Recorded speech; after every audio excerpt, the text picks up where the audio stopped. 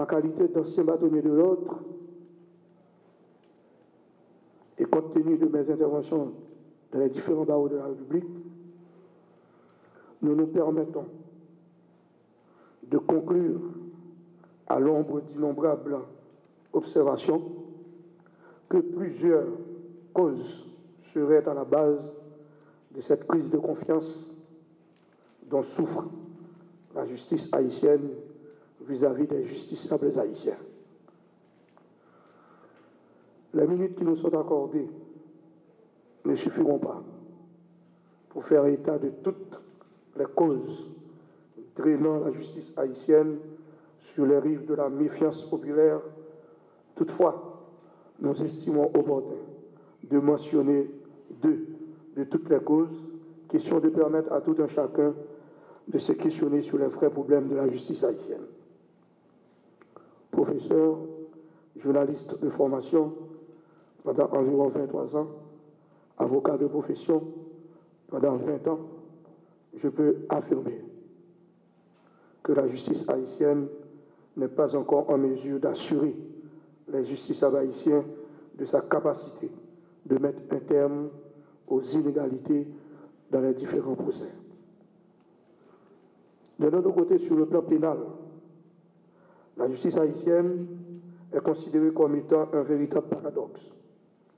Alors qu'elle devrait combattre l'impunité par les différentes décisions prises au niveau des juridictions d'instruction, au niveau des décisions prises dans les parquets, dans les cabinets d'instruction, décisions visant à mettre en déroute les éventuels candidats aux infractions, mais de nos jours, pour des raisons d'intérêt individuel, même si nous reconnaissons certains juges leur intégrité, leur impartialité, leur sens de moralité, beaucoup de nos magistrats fléchissent devant les offres des sommes faramineuses venues du secteur mafieux de la société haïtienne.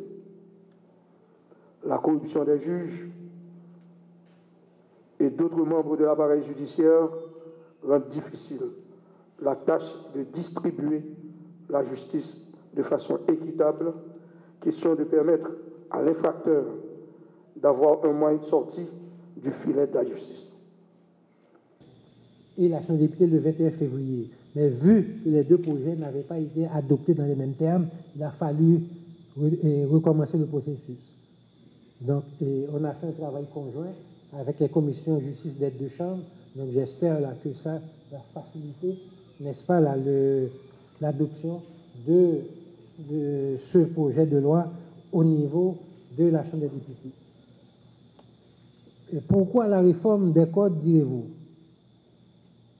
Comme vous le savez, les deux codes datent du 19e siècle, 1835. Et ils n'ont presque pas subi de changement là depuis. Nous avons un système judiciaire pénal conçu comme un instrument de pouvoir au service de l'exécutif. Dans un tel système, l'individu est relégué au second plan et sacrifié sur l'autel de l'ordre social. Ensuite, nous avons les conventions internationales, Convention des Nations Unies, conventions régionales, qui ont été ratifiées par Haïti depuis et qui obligent à une réforme de l'administration interne en vue de sa conformité, compatibilité avec les standards promis et protégés par ces instruments juridiques. La philosophie qui sous-tend la réforme, nous voulons une réforme humaniste, inspirée par les droits de l'homme et adaptée aux réalités sociales, culturelles et économiques du pays. Nous visons aussi la sauvegarde des institutions républicaines et de la paix publique. Et comme autre objectif, c'est la défense de la personne humaine, notamment des catégories vulnérables.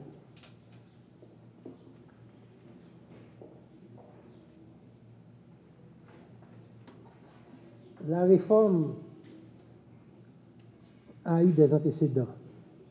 Permettez-moi de vous rappeler le rapport de la Commission nationale de vérité et de justice qui a été remis le 6 février 1996 au président Préval. Et c'était le premier document, n'est-ce pas, de base, dans lequel tous les dysfonctionnements du système juridique et judiciaire haïtien ont été soulignés. Nous avons aussi le rapport de la commission préparatoire à la réforme du droit. Nous avons eu le document de Zahagua. Nous avons aussi toutes les publications, tous les documents rédigés par le Forum citoyen en la matière. Donc, ce sont là tous les outils qui ont été là, revus par la commission, n'est-ce pas, et qui ont été très utiles, n'est-ce pas, là, pour faire là, notre travail.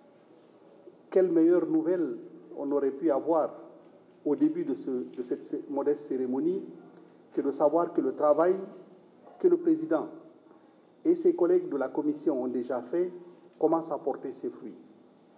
L'occasion du lancement donc de ce projet, c'est de nous mobiliser en soutien à leurs efforts afin que les deux autres projets de loi, que sont le Code pénal et le Code de procédure pénale, connaissent eux aussi la même issue heureuse.